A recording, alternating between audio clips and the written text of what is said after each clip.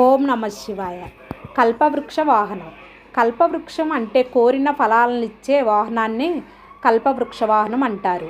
అంటే మన కోరికలను తీర్చే మహిమాన్విత దివ్య వృక్షం. దీన్ని కల్పద్రుమం అని కూడా పిలుస్తారు. ఇది శివాలయాల్లో కానీ విష్ణు ఆలయాల్లో కానీ కనిపిస్తూ ఉంటుంది ఎక్కువగా.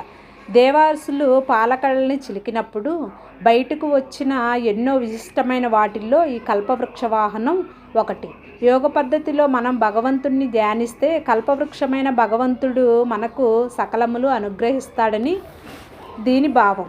కల్పవృక్ష వాహనము ప్రకృతి పరిరక్షక వాహనంగా అహంకార క్షేత్రాల నుంచి విముక్తి కలిగిస్తూ భక్తుల వాంఛనాలను నెరవేరుస్తుందని పురాణాలు తెలుపుతున్నాయి. ఈ వాహన సేవ ద్వారా సకల పుణ్యాలు చేకూరుతాయని భక్తులు విశ్వసిస్తారు. ఈ చెట్టు సృష్టి యొక్క మూలాన్ని తెలుపుతుంది. పురాణాలు దీనిని స్వర్గంలో ఒక చెట్టుగా పేర్కొన్నారు. మందారం, పారిజాతం, సంతానం, హరిచందనం మరియు కల్పవృక్షం అనే అదే పేరుతో 5 చెట్లను ప్రసావించారు. కైలాసంలోని శివుని తోటను కల్పక అని పిలుస్తారు. ఈ వాహనం శివుడు, విష్ణువు, అమ్మవార్లతో పాటు వినాయకుడు, సుబ్రహ్మణ్యం స్వాములు కూడా వినియోగిస్తారు. కాలగ్రమణం ప్రకారం శివాలయంలో జరిగే ఉత్సవాలలో 7వ రోజు సాయంత్రం కల్పవృక్ష వాహనం ఉండాలి. ప్రశ్న సాహిత్య విష్ణు ఆలయ ఉత్సవాలలో కల్పద్రుమన వాహనం ఉపయోగించమని చెప్పింది. కైలాసంలోని శివుని తోటను కల్పక అని పిలుస్తారు. ఈ వాహనము శివుడు, విష్ణువు, అమ్మవార్లతో పాటు వినాయకుడు, సుబ్రహ్మణ్యం స్వాములు కూడా వినియోగిస్తారు. ఈ ప్రశ్న సహితంగా విష్ణు ఆలయాల ఉత్సవాలలో కల్పద్రుమ వాహనం ఉపయోగించమని చెప్పింది.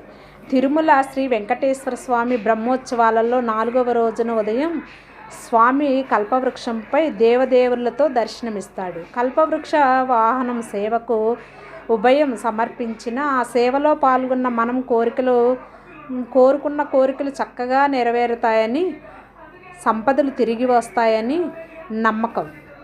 రుదుడి భార్య ఆ మాటలకు ఆశ్చర్యపోయి విషయం ఏమిటి ప్రశ్నించింది.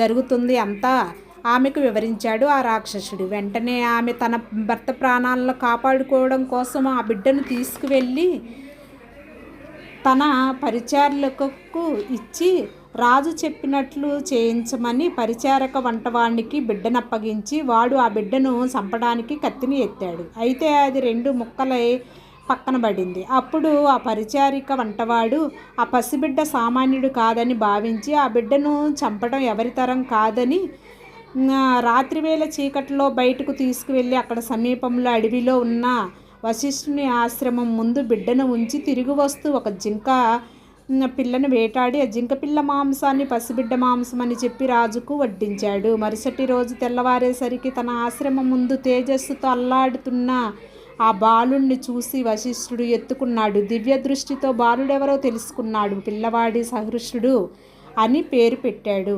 రాజు తన భార్య ఇందుమతి బిడ్డ కనిపించకపోయేసరికి విలవిలలాడుతూ అంతేకాక తన బిడ్డను ఇచ్చినట్లే ఇచ్చి దత్తాత్రేయ మాయం చేశాడని కోపం వేషంతో నోరు జారారు. అదే సమయానికి నారదుడు అక్కడికి వచ్చి రాజును విలపించవద్దని వశిష్ఠుడు దగ్గర నీ బిడ్డ క్షేమంగా ఉంటాడని చెప్పి అయితే తొందరపడి దత్తాత్రేయుడిని మాటలు అన్నందుకు ఫలితంగా కొద్ది కాలము పాటు బిడ్డతో ఎడపాటు తప్పదని అప్పటి వరకు ఆ బిడ్డ వశిష్ఠుడి దగ్గరే పెరుగుతాడని చెప్పి ఓరడించాడు. దైవ నిర్ణయం ప్రకారం అలాగా మృత్యుంజయుడే పెరిగి పెద్దవాడై రాక్షసుల బారి నుంచి దేవతలను కూడా రక్షించగలిగేంత బట్టి గొప్పటి వాడై బ్రహ్మాండ పురాణంలో దత్త చరిత్రలో ఈ కథ. దీనిలో దత్తాత్రేయ మహత్యంతో పాటు కష్టాలు స్తంభించినప్పుడు అంతకుముందు కరుణించిన దైవాన్ని ఆలోచించక తులనాడితే దాని ఫలితం అనుభవించాల్సి ఉంటుందని ఈ విషయం కూడా కనిపిస్తుంది.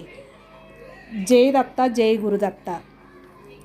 దత్తాత్రేయుడిని నమ్ముకుంటే అంత గొప్ప బిడ్డననేది రాజుకి ఇచ్చాడు. సబ్స్క్రైబ్ చేసి గంట సింబల్ క్లిక్ చేసి వీడియో షేర్ చేయొచ్చు ఫ్రెండ్స్.